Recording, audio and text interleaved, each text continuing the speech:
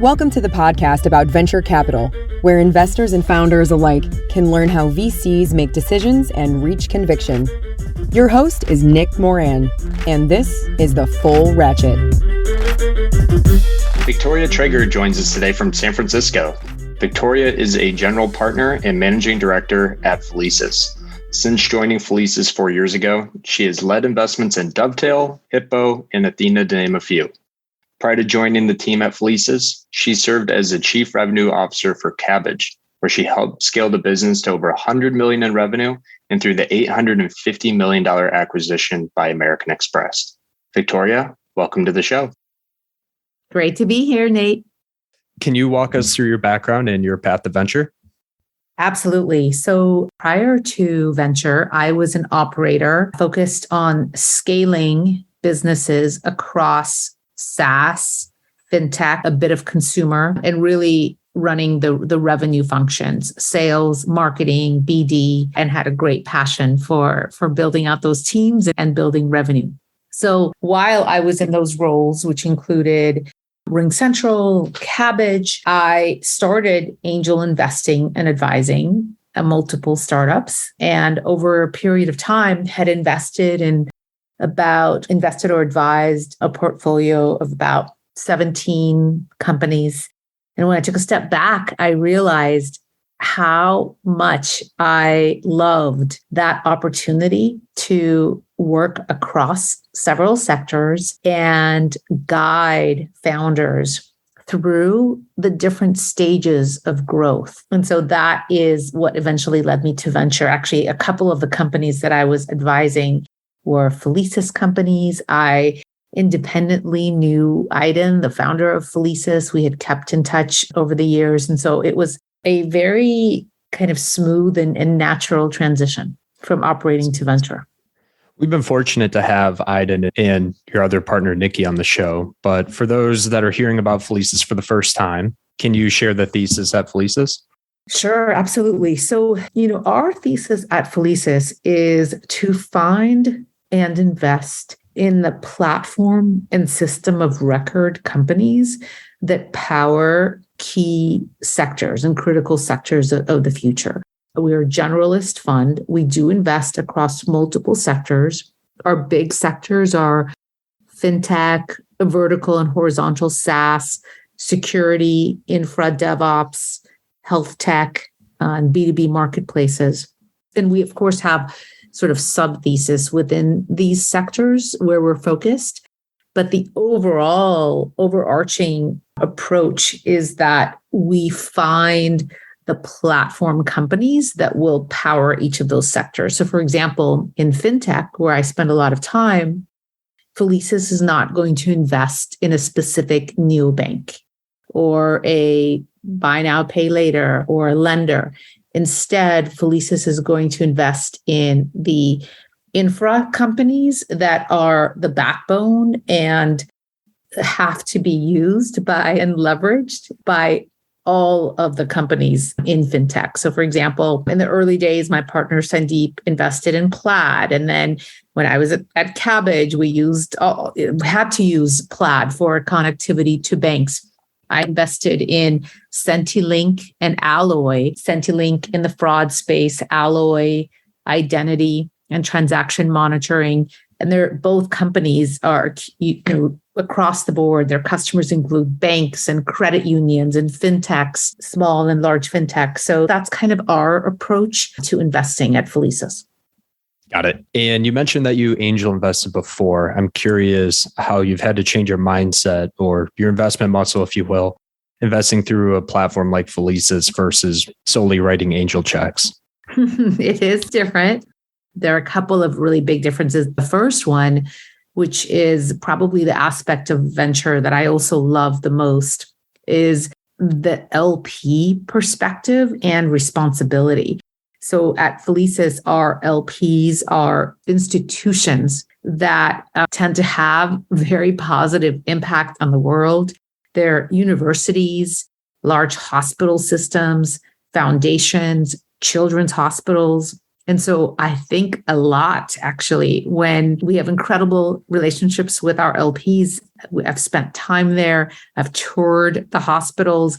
And when you become an institutional investor, you're really thinking about every check and what is going to be the impact of that check. Will this hospital system be able to add a new brain center that potentially came from some of the great returns that you earn from your investments at Felixs? So that's obviously something that is completely different than being an angel investor. And then you also think a lot about the likelihood to return a portion of the fund, or ideally the fund, when you're making bets. So you're spending a lot of time thinking about risk reward and what is the potential return of this company to the fund. So those are a couple of the big differences. Have you had any big surprises since becoming an investor in the job itself? Like, is there a part of the job that you enjoyed more or less than you expected? I think two areas that I enjoy more than I expected. So one is the international reach of our companies. I have loved working across the globe. I've invested in a couple of companies in Australia, and it has been just incredible to get to know and see the boom in Australia's tech ecosystem, that happened during COVID. So that was new for me and really, really enjoyed it. The second piece would be the LP relationships and really sort of the power of what we are doing when we're making investments and where those returns go in the end. I've really enjoyed thinking about that and understanding the impact of the dollars. How has being an operator helped you move into the world of venture? I think as an operator, you know that it's never a straight line to building $100 million plus companies. And you know that at each step of the way, generally from kind of 1 to 5, over 10, over 50 million, those are all specific stages of the company where you need different teams, you need different management approaches. And you also tend to hit walls. We see in particular, a lot of companies hit a wall around kind of 6 to 10 million, where they maybe grew too fast, hired the wrong people. They need to kind of stop, rethink, refocus, and figure out how they're going to get past that 10 million. So, and then keep growing to 20 and to 50 and beyond. So as an operator, I think it's very helpful that I've hit those walls myself, and I don't get freaked out about them at all. In fact, I think it's a good thing. It's a sign that you're growing. You're going from, a toddler to a kid to a teenager. And so I love that part of working with founders and helping them through those elements of when they hit the walls. I think you can really only do that if you have been an operator. And then the second piece that's been helpful for me is that all startups over time have to start thinking about go-to-market. And so having the actual skill sets around the different sales motions, enterprise, inside sales, PLG, channel, and then of course, marketing and partnerships. It's been helpful to actually break into venture and earn founders' trust, because I'm able to make impact pretty quickly. Yeah, help them navigate through those plateaus of growth. Yeah. You definitely have an abnormal amount of sales experience compared to most investors. And I'd be curious to pick your brain about some of them specifically. One is founder-led sales. I would be very curious. I think there are investors that are on both sides of the table, but for you, why is founder-led sales so important for an early stage company?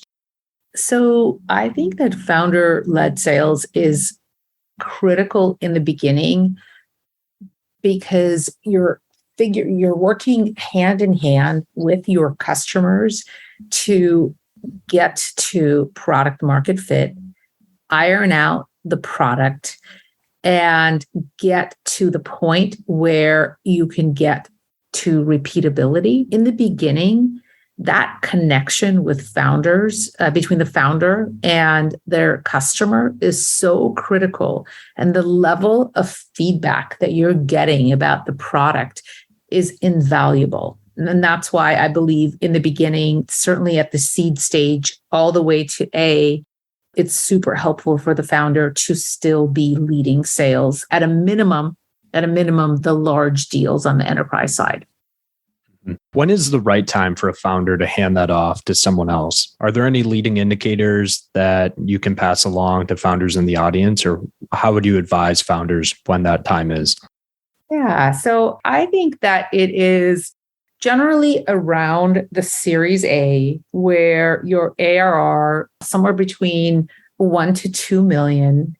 But in addition to that, the important signals to look for are that you have ironed out, it's two big ones. You've ironed out a sales motion and a customer target that you know works, and you can really hand that off to a head of sales, generally not yet a CRO. I'll come back to that point. This tends to happen in mid-market deals, and I think it's fantastic to start to hand that off. And then on the enterprise side, the same thing. I just think it happens a little bit more slowly. I think about on the enterprise side, selling to a lot of the large banks and the Fortune 500s, where the reality is that buyer will still want to spend time with the founder. So there, the handoff is going to be a little bit slower because it's still important for the founder to be involved. But when they do bring in their head of sales at that A stage, I have found that it's more helpful for it to be kind of a director / VP of sales, a head of sales, and not yet a CRO. I don't think companies are generally ready for a CRO until they're further along. Got it. Well, that is a perfect segue to where I was going to go next. When is the right time to hire a CRO? Okay, well, it's funny. So we've done a little bit. So I'll give you my input, but I'm going to start in my experience, but I'm going to actually start with a little bit of research. So we have an incredible operating partner at Felixs. Her name is Michelle Del Cambre, who was previously global head of people at Stripe, and before that at Atlassian. So she did some research, which she published recently, on this very important question, because we see so much churn in the sales leadership function. So we wanted to actually look at the numbers and see what the data shows. So I'm going to read these to you. Her research was across dozens of privately held and public companies. And then we'll come back to the conclusion. So point number 1, 100% of companies who had a C-level sales executive before the Series B replaced that executive with a more seasoned C-level or president by Series C. So wow. Isn't that an incredible statistic? That 100%. Yeah. That's crazy. So, that gets to my earlier point. It's not a great idea to hire a CRO before the Series B. We'll come back to why in a little bit. Point number 2, 0% of the Series B sales leaders were still the head of the function by IPO or Series E. And then research point number 3, 90% of Series C sales leaders, so now we're getting into later stage companies, were replaced or leveled before the IPO. And that's looking at 21 publicly traded companies. And so let's talk about why, at the earlier stages, the reality is that the sales leader that gets you to 5 million, even 10 million, is a very different sales leader than a true CRO who's going to scale you from 10 million to 50, and then a different CRO that's going to go usually from 50 to 100 to 200 million. The function of a real CRO is twofold. It's number 1, to drive repeatability of the sales motion, where you can actually truly forecast and what numbers you're going to hit. And the way that you do that is with sales enablement, with training, with coaching, with very tight management of activity levels, number of calls being made, conversion, how your leads are moving through the pipeline. And that's it's a heavily operational skill set. And it's not the skill set of going from, 0 to 2 million in ARR. So that's a big reason. And the second is that true CROs also have more than one sales motion. So in addition to traditional sales, they'll generally also bring in partnership or channel sales. And companies just aren't ready to start that yet at seed and A stages. So that's why we don't generally recommend bringing in a CRO before the Series B. But the ideal time is kind of around Series C. And certainly when you're kind of past 5 million ARR and you're looking more at how am I going to go from 10 to 50? And how am I going to build the systems that are really going to allow me to scale? Got it. So let's say you have a founder who is hiring their first CRO. Post Series B, they're hiring their first CRO. If you could give a couple pieces of advice, call it 2 or 3 pieces of advice to the founder that is in charge of hiring that CRO, what do you tell them? Like, what are some of the characteristics they should be looking for in this candidate? What are some pieces of advice hiring specifically for that stage of growth that you'd pass along? Oh my gosh, that is a great question, Nate. I would look for 3 things. First, and this might be controversial, but it's my personal approach. And that is that the CRO is financially oriented.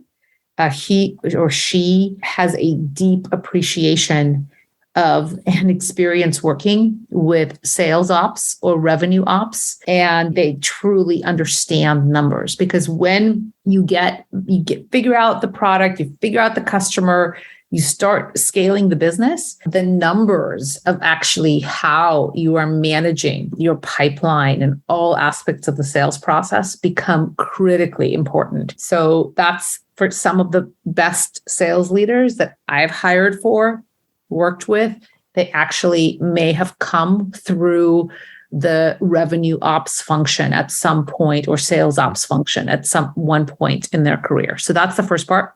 The second part is I would ask them to show you how they train their team and how they manage performance. So what do they do when a rep hasn't hit quota for 2 to 3 months? What is their system to improve performance and get the team back on track? That's the second one. And then the third piece is I would look at what is their very specific scaling experience. So did they go from sort of 5 to 7 million, or did they achieve the kind of growth that you're looking at, which is probably at least a 2x year growth? And sort of how did they do that? What systems did they implement to be able to do that and to manage process consistently? Mm-hmm. Got it. And by the way, if we talk about, PLG is a completely different animal. And in PLG, even more than in traditional sales motions, you want somebody who has very, very deep. They tend to be much more operationally focused in their background. In general, the top CROs and sales leaders are those that are strong operationally and working across multiple teams. I'd love to pick your brain more on PLG. Felixs has backed a number of amazing PLG companies, Canva being one of them, which we were talking about prior to the call. Yeah. Prior to diving into some of the nuances here, first, how does a founder know if a product-led strategy is even correct for their particular type of business? Like, I'd love to hear you speak to that first, and then we'll dive in from there. Okay. Yeah. Felixs actually led Notion, which is one of the very first PLG companies. And then later Canva, and then more recently Dovetail and Kind and multiple other companies. So I would, as a founder, I would ask the question, can your end user start testing the product and get value from the product right away? Or does the product require a sort of big system implementation before end users can start using it? So kind of double clicking on it a little bit further, your company is not a good fit for PLG if you are selling to sort of a defined set of buyers. For example, your audience is the CIO or the CISO at the Fortune 2000. That's not a PLG motion. But if the product is one that can be adopted and used by users on their own, and then it starts to grow virally and then it starts to get used across teams, that's a good product for PLG. Obviously, sort of one of the first companies really built this wave was Dropbox, and then we've had many others come after. Yep. Do you find that these companies are product led from day one, or what is? Yes. I'm curious from your learnings. What do you find there? What is the timeline? 100%, because it is so absolutely from day one, because it is so core to the way that the business is built. So I'll take, our company Dovetail out of Australia. It's fabric of the company. First of all, the founders came out of Atlassian, which obviously is another great example of product-led growth. But every aspect of the Dovetail product was from the very beginning designed to make it as beautiful and easy to use for the end user as it would be if it were a consumer product. So it has to be that way for it to be product-led growth, because the whole idea of product-led growth is it's so easy for the end user to use it that it operates almost like a consumer product. And so you have to build your product development and the actual product build from day zero is one that is designed for those end users so that they can be self-service. It would be much harder to go back and add PLG later. Mm-hmm. Are there any common lessons that you've learned from product-led companies in the portfolio? Absolutely. So, one of the things that happens with G companies is that as they scale and they grow, they do start to close enterprise deals, and they all do over time, and they start dealing with enterprise customers and the legal teams in particular of those enterprise customers. The way that it happens is very organic, right? It's coming from your users. It keeps spreading, the product usage keeps growing across teams. And then you get to a point where you start interacting with the central buyer at those companies. And at that point, the buyer starts asking you these questions around security, compliance, data privacy, legal, contracts. And so a lot of PLG companies will sort of get stuck for a bit while they figure out, how do we serve these enterprise customers across all of these different questions? Can we try to automate this as much as possible? How do we go through SOC 2 and all of those aspects to be compliant for serving enterprise customers?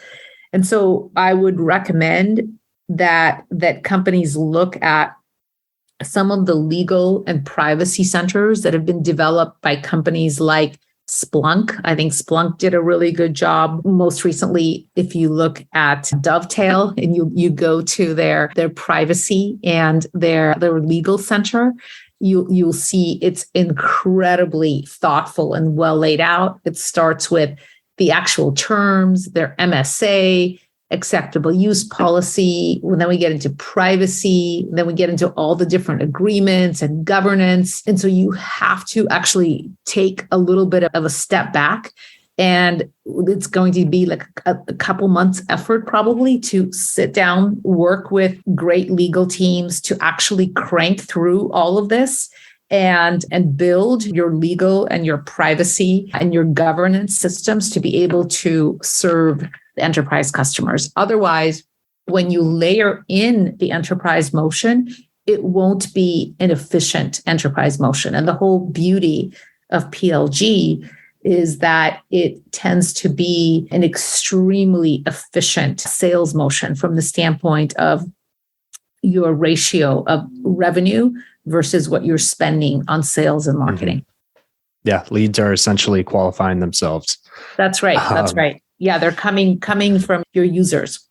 Yeah. From an organizational standpoint, when the enterprise sales start to get layered in, does that induce any other complexities from just a organizational standpoint and the way teams are either managed or structured? And the reason I say that is because if you're a product-led company, or if you have a value, or if you have a metered service, your product team is aligned with engineering, which is also aligned with sales. Everyone is trying to drive more adoption of the product to, increase revenue. But when you layer in your sales-led motion, I can imagine that some of these enterprises have very specific wants or needs. And I'm curious if you find that puts any sort of strain on the business from an organizational standpoint, and if so, I guess, how do you help coach founders through that and prepare for that?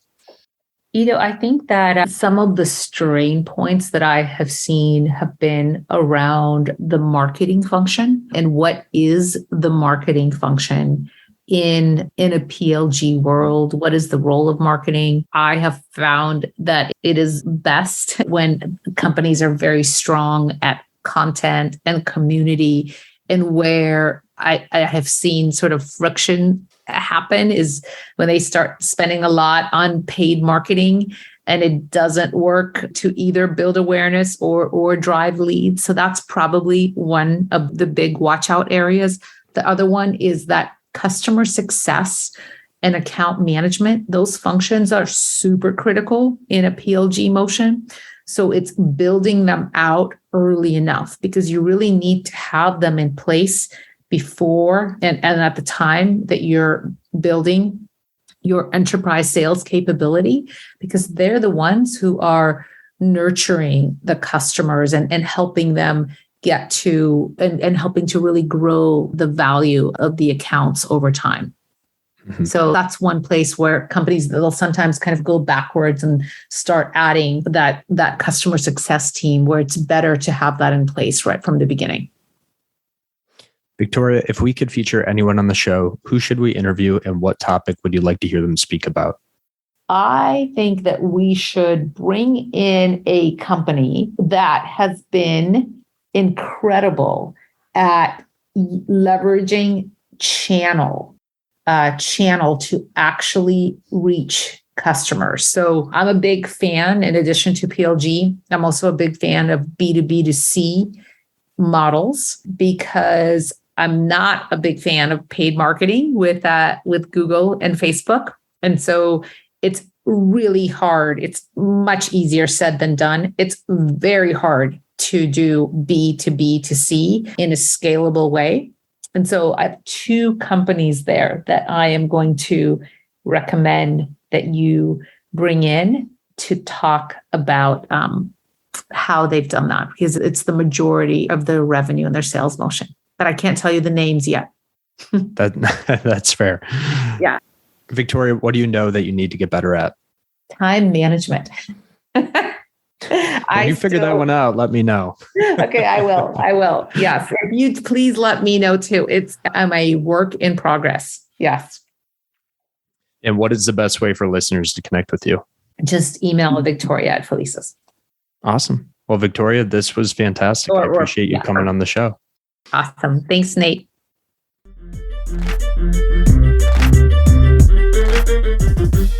That will wrap up today's episode. Thanks for joining us here on the show. And if you'd like to get involved further, you can join our investment group for free on AngelList.